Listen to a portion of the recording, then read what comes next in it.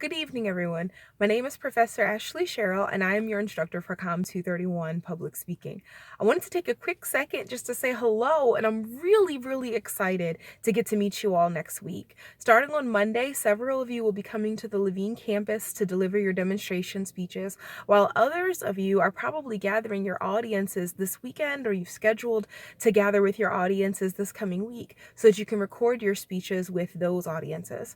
Before you all come to give your speeches or send in your speeches, I wanted to give you a few key points that can help as the rest of our semester unfolds. The first thing is that I definitely understand that online students choose online classes for multiple reasons. Many of us are juggling multiple roles. I, like you, am working full time. I'm also raising two small children, as you can see their car seats in the back. I also am juggling my relationship with my husband and my friends, and it's a lot to juggle. So when it comes to trying to manage online work and all of your other responsibilities, I really do get it. In addition to being a mother and a full-time faculty member at CPCC, I'm also an online student. I'm currently taking my last doctoral class in adult learning. So I really do understand having to juggle all of the responsibilities that many of you have on your plate. I think that you're doing a fabulous job so far. Keep up the good work. As we prepare, I wanted to let you know that I have finished grading all of the full sentence outlines for the demonstration speeches. Please log on to Blackboard and review my comments on your outlines. When you open your assignment, you'll see blue bubbles. Click the blue bubbles because those will show you my specific comments on your work.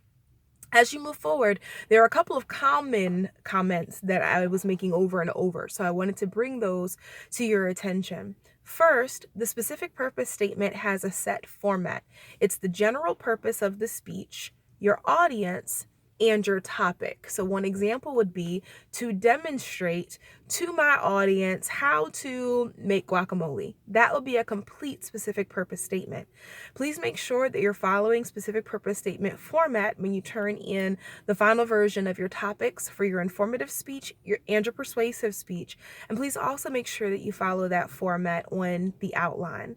The second thing I wanted to make sure to highlight was that when you give your speech and in your outlines, I look to see if your introductions are complete and to see if your conclusions are complete. Please double check the sample outline on page 12 of the student booklet.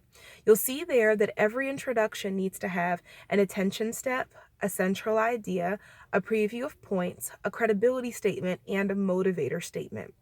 Please note that the preview of points gives your audience an outline of the main points of your speech. This gives them a mental map to follow so they understand what it is that they're about to hear. Please also note that your credibility statement should tell your audience why we should trust you with the information that you're about to present. Lastly, the motivator statement gives the audience a reason to listen to the speech. It tells them what's in it for them. Your conclusion similarly has three pieces to it. First, you signal the conclusion. So you might use words like in conclusion or as I close or as we draw to an end. Second, the conclusion needs to have a summary statement. This mirrors your preview of points where you briefly restate the main points of what it is that you've covered in your speech. Lastly, the conclusion closes with what's called a clincher or a closing statement. This puts a nice bow on your speech and lets your audience know that you've ended. Having a strong clincher statement helps prevent what I call emotional whiplash in your speech. This happens when your speech ends, but the audience isn't quite sure if it's done yet. So you might see something like,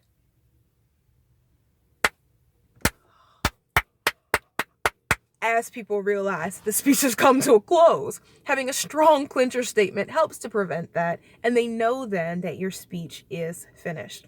So far, you all are doing a fabulous job of preparing all of your assignments for your speeches.